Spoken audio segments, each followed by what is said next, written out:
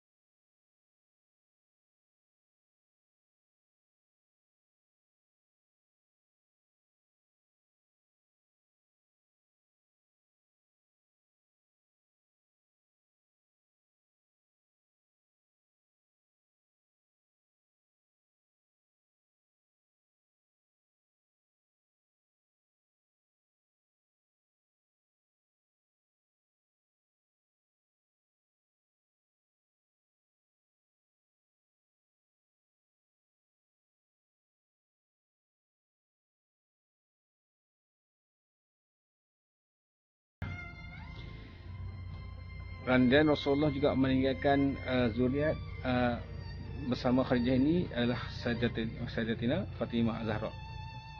Saya dan Ustazah ada 3 zuriat. Yang kecil lagi Ana Sofia. Saya melihat itu sebagai satu kekuatan dan tak melemahkan saya untuk menjalankan kerja dakwah saya, terutama di Sabah Sarawak dan juga rakan jalanan di Cokit, di Kelang. InsyaAllah saya akan terus untuk turun menyantuni. Sebab bagi kita ni, kita kena berbaik sampai mati. Itulah hashtag Ustazah. Kalau Ustazah tulis di Facebook, itulah hashtag dia. Yang terakhir saya perasan iaitu buat baik sampai mati.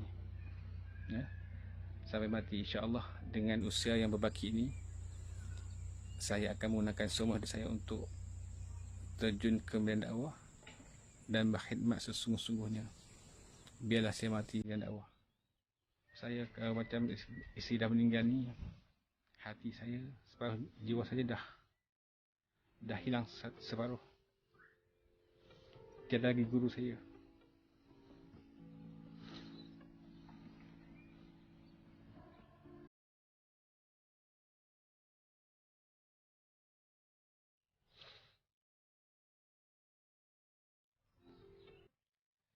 Dan pasti saya akan merindui teman-temannya, tempat-tempat yang Ustazah pernah datang mengajar.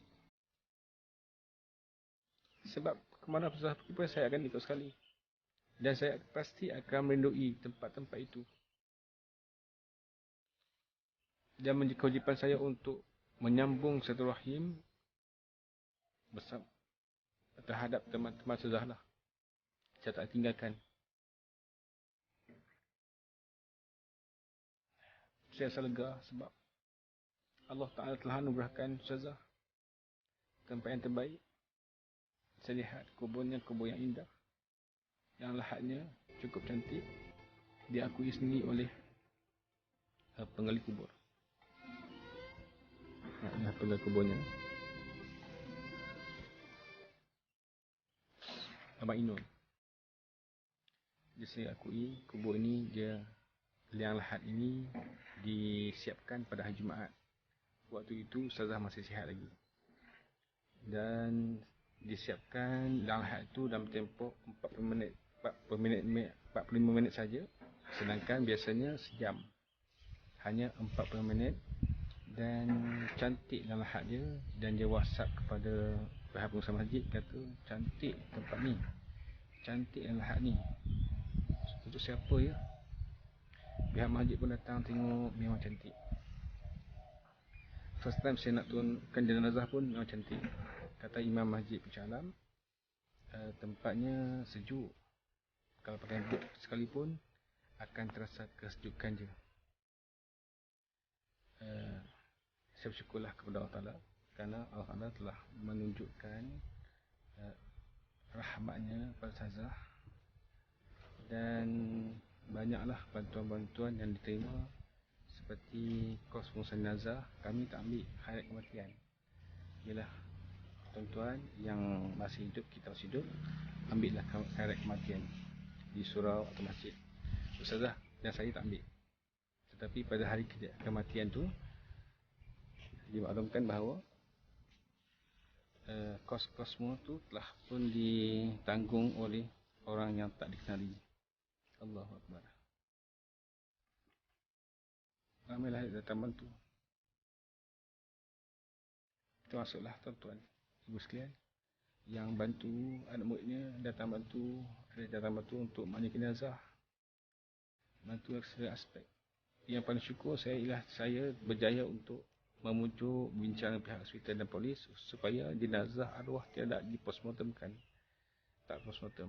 Sedangkan ikutkan arahan tu kena buat postmortem. Tapi saya berdoa kepada Allah Ta'ala, ya Allah, kau peliharalah jasad isteri aku ini supaya tak dirobek oleh manusia untuk postmortem. Alhamdulillah. Itulah jasa saya yang terakhir untuk arwah, menyelamatkan tubuh badannya daripada dirobek. Yang keduanya, saya nak selamatkan auratnya. Tak nak bila dah mati, aurat itu dilihat oleh orang lain. Saya tak nak. Okay.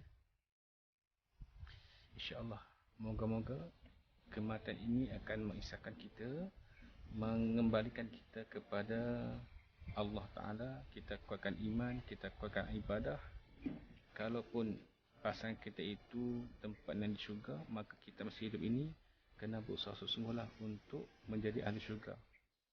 Ramadan dah nak sampai, maka saya pesan pada semua supaya yang pertama, qada puasa. Mana-mana yang belum qada puasa secepat, sebab lagi berapa hari lagi ni? Lagi 10 hari lagi dah kita nak masuk Ramadan. Ya. Kalau tak puasa, terpaksa berfidyah. Ya. Yang kedua, saya nak pesan pada semua supaya kita warm up ibadah kita pada bulan ini dengan memperbanyakkan puasa sunat, perbanyakkan mengaji Al-Quran, perbanyakkan zikir, solat dan sebagainya. Sebab nanti masuk Ramadan nanti kita terus masuk gear 4, gear 5. Kalau masuk Ramadan pun nak start gear 1, gear 2, 3, tak sempat masuk gear 5, kita dah down dah. Ya. Itu saya ingatlah ke semua lah, supaya memperbanyakkan amalan-amalan sunat pada bulan Syaban. Yang ketiga, saya pesan pada semua supaya mendalami ilmu agama khususnya berkenaan dengan puasa Ramadan.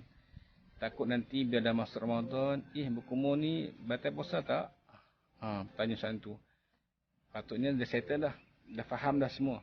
Tengok hukum hakam, tengok fatwa-fatwa yang telah dikeluarkan oleh mufti wilayah. Tengok semua berkenaan dengan hukum hakam puasa ni. Ya, supaya kita masuk bulan puasa itu dengan penuh persediaan. Ada ilmu, ada keyakinan. Ya? Jangan masuk gitu je, tak ada persediaan. Ya. 3 benda yang saya pesan. Yang pertama, ganti puasa sekiranya kita ada puasa lepas yang kita tak sempat nak qada. Yang kedua, kita warm up amal ibadah kita supaya bila masuk Ramadan nanti kita dah ada persediaan, kita dah masuk gear 4, gear 5. Yang ketiga,